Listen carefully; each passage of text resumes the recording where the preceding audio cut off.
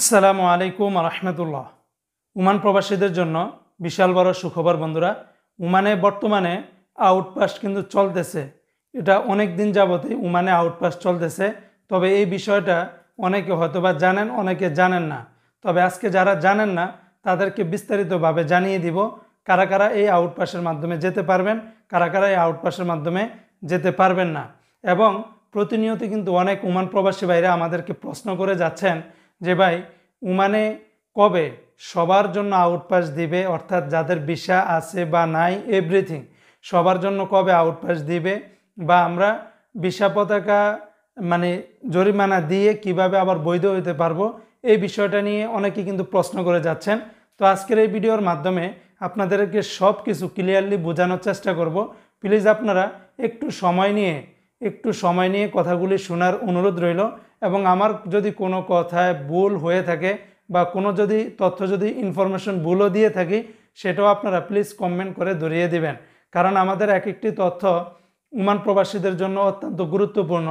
তো বন্ধুরা, শুরুতে আমি আপনাদেরকে জানিয়ে দিচ্ছি যে ওমানে যে বর্তমানে আউটপাসগুলি চলতেছে সেটাতে আপনারা কারা কারা অংশগ্রহণ করবেন বা কারা কারা ওমানের থেকে জরিমানা ছাড়াই যেতে পারবেন। দেখুন, এই বিষয়ে আমার এই যে সাইটে দূতাবাস থেকে তাদের অফিসিয়ালি একটি বিজ্ঞপ্তি কিন্তু দিয়েছে দূতাবাস। এটা তাদের অফিসিয়ালিভাবে কিন্তু দেওয়া হয়েছিল, যেখানে বলা হয়েছিল এটা 2023 থেকে বা আরও আগে থেকে বর্তমানে কিন্তু চলমান আছে।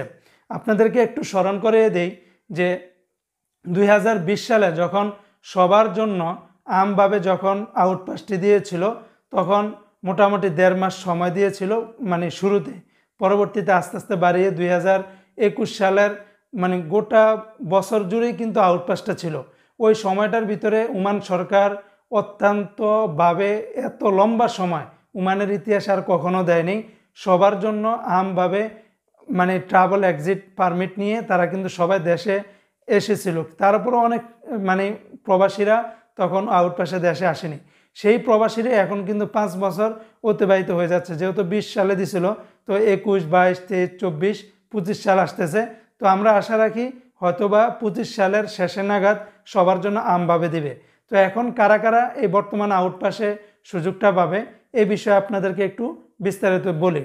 তো দূতাবাসের লোকদের মাধ্যমে তারা যেটা বলেছে যে সকল ভাই বোনদের স্পন্সর অর্থাৎ নিয়োগকর্তা ব্লক করেছেন, অর্থাৎ যাদের মালিক ব্লক করেছে, তারা সশরীরে লেবার কোডে যোগাযোগ করবেন। কথাগুলো একটু ক্লিয়ারলি করে বুঝবেন। পরবর্তীতে লেবার কোড বাংলাদেশ দূতাবাস মাস্কেটের সাথে সমন্বয়পূর্বক তাদের দেশে প্রত্যাবর্তনের সকল কার্যক্রম সম্পূর্ণ করবে। এখানে প্রথম নাম্বারে বলা হয়েছে যাদের ভিসা পতাকা মালিকরা ব্লক করে দিয়েছে, সেটা 1 বছর হোক, 2 বছর হোক, 3 বছর হোক, আপনারা সশরীরে কোথায় যাবেন? লেবার কোডে যাবেন। লেবার কোডে গিয়ে যোগাযোগ করবেন। লেবার কোডের পক্ষ থেকে দূতাবাসের সাথে যোগাযোগ করবে। এখন এটা যেভাবে বলে দিছে, বিষয়টা কিন্তু এতটাও সহজ না। আপনার এই বিষয়ে আগে ন্যূনতম জ্ঞান থাকা উচিত। আপনি যাবেন, তাদের মাধ্যমে কথাবার্তা হবে এবং এই রিলেটেড যারা আগে পরে গিয়েছেন তাদের সাথে আলোচনা করে যাবেন, বা আপনারা সশরীরে গিয়ে সেখানে সব কিছু বিস্তারিত জানবেন এবং কি কি করা লাগে, কি কি ফর্ম লাগে বা কি কি আবেদন করা লাগে, সব কিছু বিস্তারিত তাদের মাধ্যমে জেনে শুনে তারপরে কাজগুলো করবেন। আশা করি ইনশাল্লাহ জরিমানা ছাড়াই দেশে যেতে পারবেন। 2 নম্বরে যারা এই আউটপাসের মাধ্যমে যেতে পারবেন, যে সকল ভাই বোনদের স্পন্সর বা নিয়োগকর্তা ব্লক করেনি, যাদের ভিসা পতাকা ব্লক করেনি কিন্তু আপনার ভিসা পতাকা মেয়াদ উত্তীর্ণ হয়ে গেছে, তারা সানাদ অফিসের মাধ্যমে লেবার কোডে একটি অভিযোগ দাখিল করবেন। সানাদ অফিসে যাবেন, সানাদ অফিসের মাধ্যমে একটি আরবিতে লেটার অভিযোগ লেখে সেটা আপনারা এই লেবার কোডের ভিতরে আপনারা অভিযোগটা করবেন এবং পরবর্তীতে লেবার কোড অভিযোগটি নিষ্পত্তি করে বাংলাদেশ দূতাবাস মাস্কেটের সাথে সমন্বয়পূর্বক তাদের দেশে প্রত্যাবর্তনের সকল কার্যক্রম সম্পূর্ণ করবে।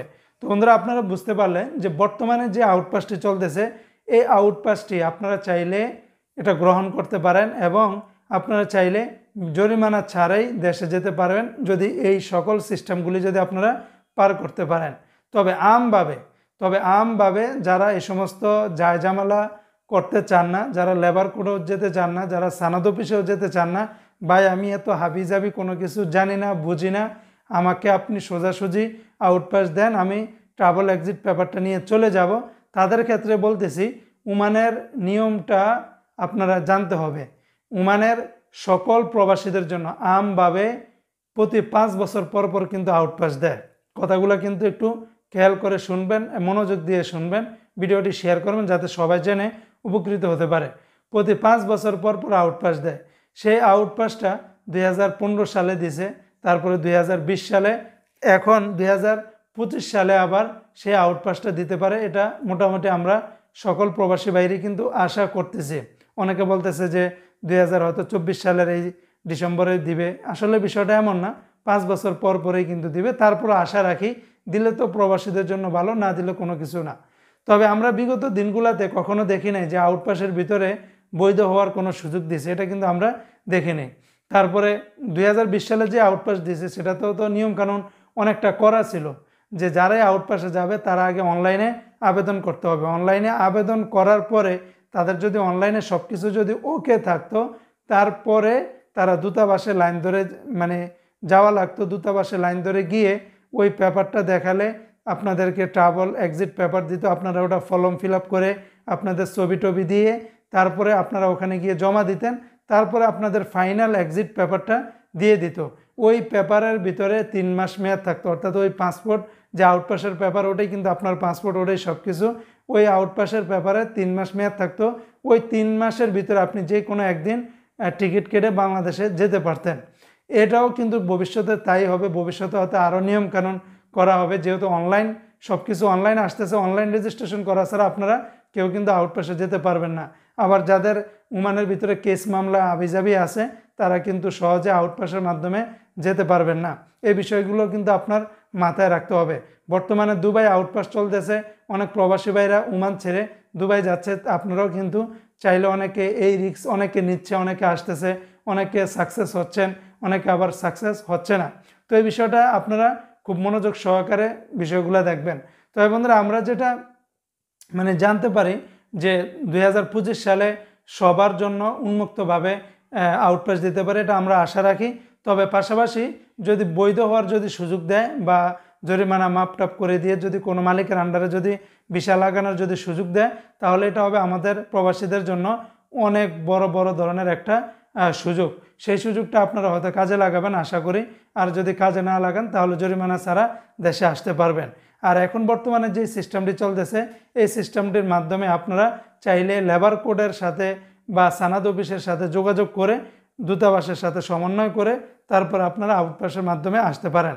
আর যার যার এলাকায় যখন দূতাবাসের লোক যায় তখন তাদের সাথেও কিন্তু এই রিলেটেড আপনারা আলোচনা করতে পারেন, বিস্তারিত তাদেরকে আপনারা জানাতে পারেন।